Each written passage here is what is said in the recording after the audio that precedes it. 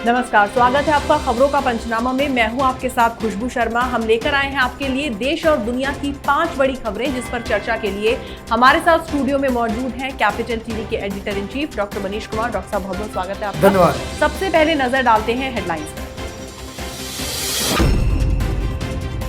Antilia case में एक चूक की वजह से फंस गया सचिन वाजे। भूल गया था स्कॉर्पियो में धमकी वाली चिट्ठी रखना, अगले दिन वही रखने गया तो सीसीटीवी में फंस गया। बंगाल और असम में पहले चरण में बम्पर वोटिंग पर वोटर्स को डराने के लिए दीदी राज में जमकर उत्पात, हमले फायरिंग धमाके से भी नहीं हिला लोगों का हौसला। बांग्लादेश की धरती पर मोदी की शक्ति पूजा, दौरे के दूसरे दिन और कांडी और जशोरेश्वरी मंदिर में की पूजा अर्चना। बोले अपना अपना सा लगता है यहाँ। पत्थरबाजों को फंडिंग पर एनआईए का बड़ा खुलासा, कश्मीर को सुलगाए रखने के लिए पीडीपी नेता पारा ने अलगाववादियों को दिए 5 करोड़ रुपए। और कोरोना के बढ़ते कहर के बीच अब वैक्सीन की कालाबाजारी की साजिश, केजरीवाल के मंत्री बोले बिना रजिस्ट्रेशन के भी लगेगा टीका।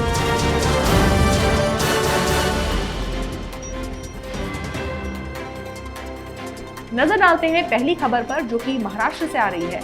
महाराष्ट्र की राजनीति में इन दिनों घमासान तेज है। कहते हैं ना कि मुजरिम कितनी भी कोशिश कर ले, लेकिन पीछे कोई ना कोई सबूत जरूर छोड़ ही देता है। यही गलती सचिन वाजे से हुई, जिसका खामियाजा वो आज भुगतने को मजबूर हैं। एनआईए को सीसीटीवी फुटेज की जांच के दौरान ये पता चला कि 25 फरवरी को स्कॉर्पियो खड़ी करने के बाद सचिन वाजे धमकी वाला पत्र कार में रखना भूल गया था। इनोवा से फरार होने के बाद उसे ध्यान आया तो उसने फिर से मौके पर पहुंचकर स्कॉर्पियो में धमकी भरा पत्र रखा। इसी दौरान वो सीसीटीवी में कैद हो गया। डॉक्टर साहब, सचिन वाजे ने जो गलती की है उससे एनआईए को किस तरीके से मदद मिलेगी? देखिए, ये गलती नहीं है। ये बहुत सारे लोग अखबारों में, मीडिया में बता रहे हैं कि उससे ये गलती हो गई। ये गलती नहीं है, दरअसल ये हनक है। ये किसी भी पुलिस इंस्पेक्टर के द्वारा इतनी बड़ी साजिश रच देना, और उसके बाद पहले तो आप जाकर के बॉम्ब रखते हो, जिलेटिन के छड़े रख देते हो, उसके बाद आपको याद आता है कि अरे तो चिट्ठी लिखना भी भूल गए, फिर आप वापस चले जाते हो और उसके बाद फिर आप ये काम करते हो। मन के अंदर क्या चल रहा है? वो यही चल रहा है कि यहाँ तो हमारी सरकार है, हमारा पुलिस कमिश्नर है, पुलिस हमारी, मंत्री हमारा, मुख्यमंत्री हमारा कौन क्या बिगाड़ सकता है। इसलिए ये मिस्टेक नहीं, ये उसका दंभ था, वो हनक था, वो अहंकार था, जिसकी वजह से वो फंस गया।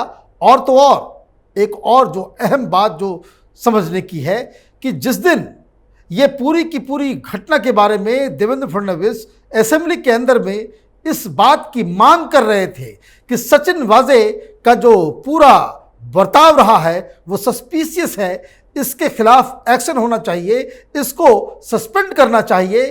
तो ये जब बातें चल ही रही थी तो सचिन वाजे इमीडिएटली, कि चूंकि उसका नाम सामने आ गया, तो उसके बाद वो पहला विजिट करता है।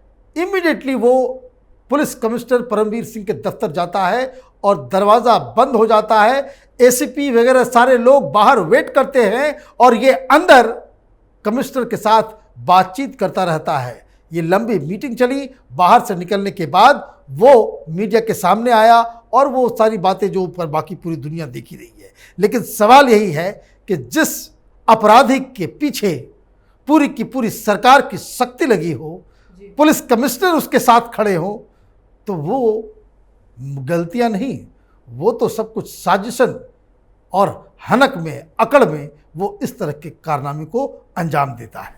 जी, अगली खबर बंगाल चुनावों के बीच से आ रही है। पश्चिम बंगाल विधानसभा में आज 5 जिलों की 30 सीटों के लिए पहले चरण का मतदान हुआ। इनमें से ज्यादातर सीटें जंगल महल इलाके में आती हैं, जो एक समय नक्सल प्रभावित इलाकों में आता था। लेकिन बड़ी बात यहां पर यह है कि यहां वोटर्स को डराने का काम किया जा रहा है। इतना ही नहीं, बीजेपी उम्मीदवार शुभेंदु अधिकारी के भाई सौमेंदु अधिकारी की गाड़ी पर कांठी में हमला हुआ है। हमला इतना खतरनाक था कि गाड़ी बुरी तरह से क्षतिग्रस्त हो गई। हालांकि हमले के वक्त सौमेंदु अधिकारी कार में मौजूद नहीं थे। सौमेंदु की कार पर हुए हमले के लिए उन्होंने टीएमसी कार्यकर्ताओं को जिम्मेदार ठहराया है। वहीं आज के दिन ऐसा ही और वारदात को अंजाम दिया गया। उत्तर केशियारी इलाके में एक बीजेपी कार्यकर्ता का खून से लिपटा शव बरामद किया गया और इसे लेकर बीजेपी नेता दिलीप घोष ने चेतावनी दी है। उन्होंने कहा है कि टीएमसी जानती है कि पहले और दूसरे चरण में जिन क्षेत्रों में मतदान होने हैं वहां बीजेपी मजबूत है।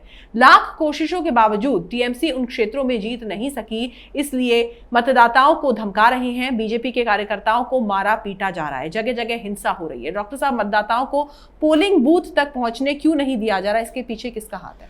ये खेला होबे, ये क्या है खेला होबे?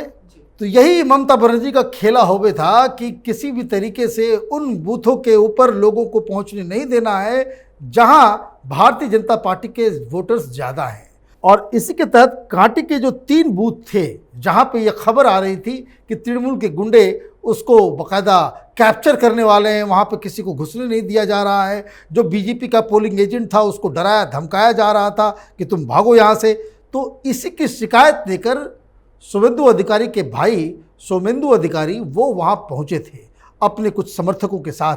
वो शिकायत करने के लिए अंदर गए और बाहर टीएमसी के गुंडों ने उनके समर्थक, उनके कार्यकर्ता और उनके ड्राइवर की पिटाई की और कार को बिल्कुल तहस नहस कर दिया। इतना ही नहीं, बताया जा रहा है कि ये लोग ये कह रहे थे कि पेट्रोल लेकर के आओ, इसको जला दिया जाएगा।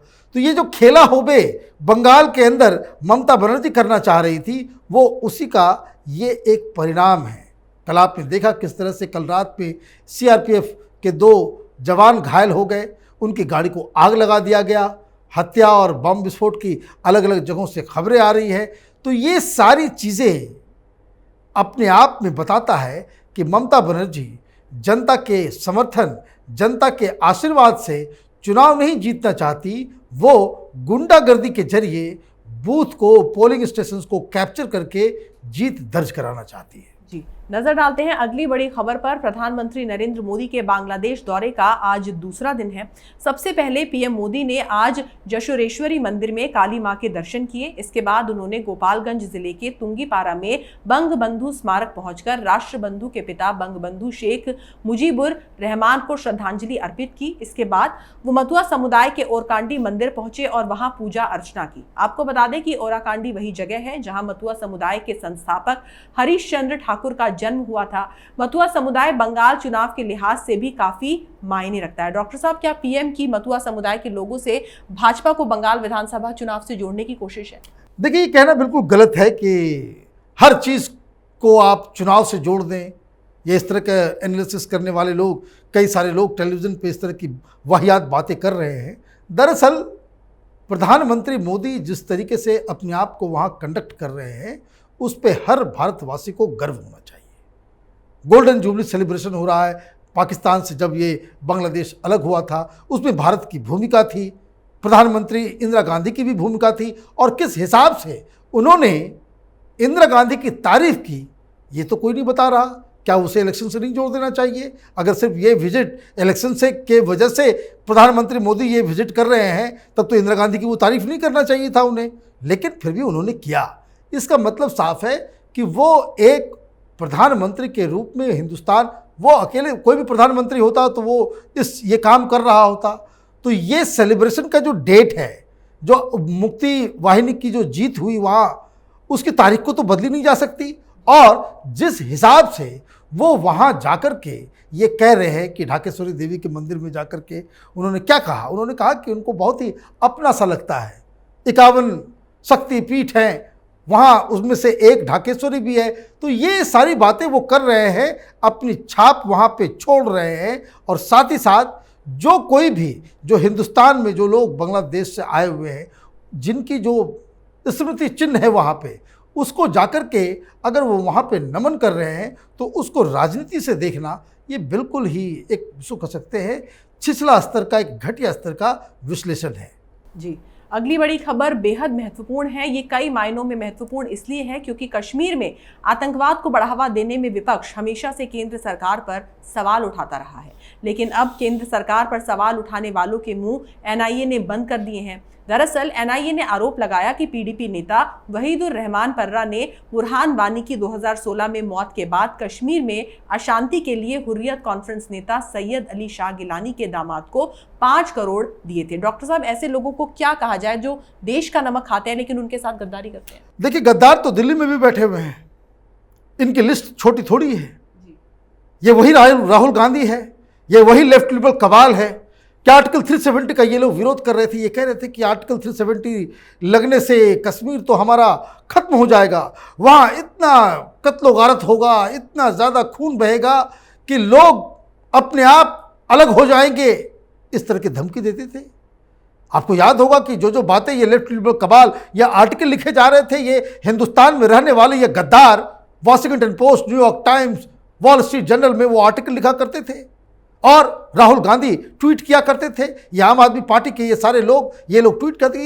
ये तो बिल्कुल सरासर गलत है, ये गलत हुआ। और यहाँ तक तो अधीर रंजन चौधरी ने लोकसभा के पटल पे, उसने जो कांग्रेस का वो सबसे बड़ा लीडर है, वो ये कह रहा है कि ये तो द्विपक्षीय मसला है, आप अकेले किस तरीके से आप ये सारा कुछ कर सकते हैं। मतलब ये कि ये सारे लोग एक तरफ थे जो ये कहते थे कि ये जो है वहाँ पे कोई फ्रीडम स्ट्रगल चल रहा है। दरअसल ये सब पाकिस्तान के दलाल हैं, ये गद्दार हैं जो पाकिस्तान से सिर्फ पत्थरबाजों को नहीं जाता, ये आर्टिकल लिखने वालों के पास भी जाता है, ये सेमिनार करने वाला ये जो झोला छाप गैंग है, इनके पास भी पैसे जाते हैं। और ये उस तरह का नैरेटिव चला रहे थे। लेकिन जैसे ही आर्टिकल 370 लगने के बाद अब पत्थरबाजी क्यों नहीं होती? वो इसलिए नहीं होती क्योंकि ये जो पाकिस्तान के जरिए जो आईएसआई का जो नेटवर्क चल रहा था, ये जो पैसे आ रहे थे, ये जो किसान आंदोलन में जो सारे लोग एनजीओ वाले सब जो उसमें घुसे हुए हैं, ये सब एक ही थाली के चट्टे बट्टे हैं। ये शाहीन बाग वाले सब एक ही थाली के चट्टे बट्टे हैं। और जब इनके पैसे का जो पूरा जो तरीका जो उसको रोका गया, तब से ये पत्थरबाजी खत्म हो गई है। अब सवाल ये उठ रहा है कि इसमें जो लोग इन्वॉल्व थे वो पॉलिटिकल पार्टी चला रहे हैं। ये वही लोग हैं जो ये कह रहे थे कि हिम्मत है तो आर्टिकल 370 हटा लो। अगर आर्टिकल 370 हट गया तो हिंदुस्तान से कश्मीर अलग हो जाएगा। पता नहीं ये किस तरह के ये महबूबा मुफ्ती और फिर अपने फारूक साहब ये धमकी दिया करते थे, लेकिन अब इनके चेहरे बेनकाब हो गए हैं। ये पत्थरबाज जो पत्थरबाजी वहाँ क्या करते थे, वो पैसे के लिए करते थे। ये दिहाड़ी के ऊपर काम किया करते थे। पैसा पाकिस्तान से आता था, पाकिस्तान से पैसा पॉलिटिकल पार्टीज़ को जाती थी। विरोधी विपक्षी पार्टियां, ये लेफ्ट लिबरल कबाल और एनजीओ वालों को जाया करती थी ये पैसे, और ये मोदी सरकार ने बंद कर दिया है। तब से पत्थरबाज भी खत्म हो गए। जी, आज की आखिरी बड़ी खबर राजधानी दिल्ली की है, जहां केजरीवाल सरकार की काला बाजारी की सरेआम पोल खुल गई है। दिल्ली के स्वास्थ्य मंत्री सत्येंद्र जैन ने आज ऐलान किया कि अब दिल्ली में बिना रजिस्ट्रेशन के भी कोरोना वैक्सीन लग पाएगी। डॉक्टर साहब, क्या मसला है? देखिए, ये अजीबोगरीब स्थिति है।